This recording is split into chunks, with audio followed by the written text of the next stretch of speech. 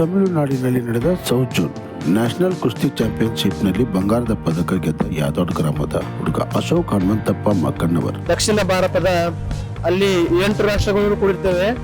ಅದರಲ್ಲಿ ನಾನು ಪ್ರಥಮ ಸ್ಥಾನವನ್ನು ಗಳಿಸಿ ಹಾಗೆ ಮುಂದಿನ ರಾಷ್ಟ್ರ, ಅಂತಾರಾಷ್ಟ್ರ ಹಾಗೂ ಏಷ್ಯನ್ ಗೇಮ್, ವರ್ಲ್ಡ್ ಚಾಂಪಿಯನ್ಶಿಪ್, ಒಲಿಂಪಿಕ್ನಲ್ಲಿ ಭಾಗವಹಿಸಲು ನಾನು ತಾಲೀಮನ್ನು ಮಾಡುತ್ತೇನೆ. ಅದೇ ರೀತಿ ನನ್ನ ಗುರು ಹಿರಿಯರು ಅವರ ಆಶೀರ್ವಾದದಿಂದ ಮುಂದೆ ಹೋಗುತ್ತೇನೆ. ಹೌದು, ಕಳೆದ ತಿಂಗಳು ತಮಿಳುನಾಡಿನಲ್ಲಿ ನಡೆದ ಕುಸ್ತಿ ಚಾಂಪಿಯನ್ಶಿಪ್ನಲ್ಲಿ ಯಾದವಾಡ ಗ್ರಾಮದ ಹುಡುಗ ಅಶೋಕ್ ಹನುಮಂತಪ್ಪ ಮಕ್ಕಣ್ಣವರ್ ಬಂಗಾರದ ಪದಕ ಗೆದ್ದು ಗ್ರಾಮಕ್ಕೆ ಕೀರ್ತಿ ತಂದಿದ್ದಾನೆ.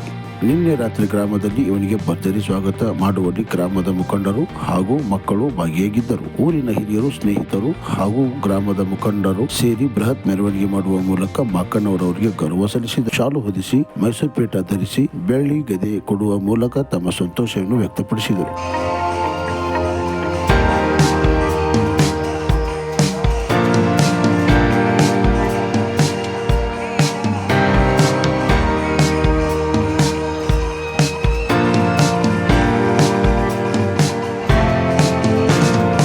ಯಾದವಾಡ ಗ್ರಾಮದ ನಮ್ಮ ಹೆಮ್ಮೆಯ ಪುತ್ರ ಅಶೋಕ್ ಹನುಮಂತಪ್ಪ ಮಾಕಣ್ಣವರ ರಾಷ್ಟ್ರೀಯ ಮಟ್ಟದ ಕುಸ್ತಿಪಟುವಿನಲ್ಲಿ ನಮಗೆ ಯಾದವಾಡ ಗ್ರಾಮಕ್ಕೆ ಒಂದು ಕೀರ್ತಿ ತಂದಿದ್ದಾನೆ. ಹಾಗೂ ನಮ್ಮ ಊರಿನ ಹೆಮ್ಮೆಯ ಸುಪುತ್ರನಾಗಿ ಇನ್ನೂ ಮುಂದಿನ ದೊಡ್ಡ ಮಟ್ಟದಲ್ಲಿ ರಾಷ್ಟ್ರೀಯ ಹಾಗೂ ಒಲಿಂಪಿಕ್, ಅಥ್ಲೆಟಿಕ್ ಮಟ್ಟದಲ್ಲಿ ಕುಸ್ತಿ ನಾಡಿ ಯಾದವಾಡ ಗ್ರಾಮ ಹಾಗೂ ನಮ್ಮ ಕರ್ನಾಟಕ ರಾಜ್ಯಕ್ಕೆ ಮತ್ತು ನಮ್ಮ ಧಾರವಾಡ ತಾಲೂಕಿಗೆ ಹೆಮ್ಮೆಯನ್ನು ತರಲಿ.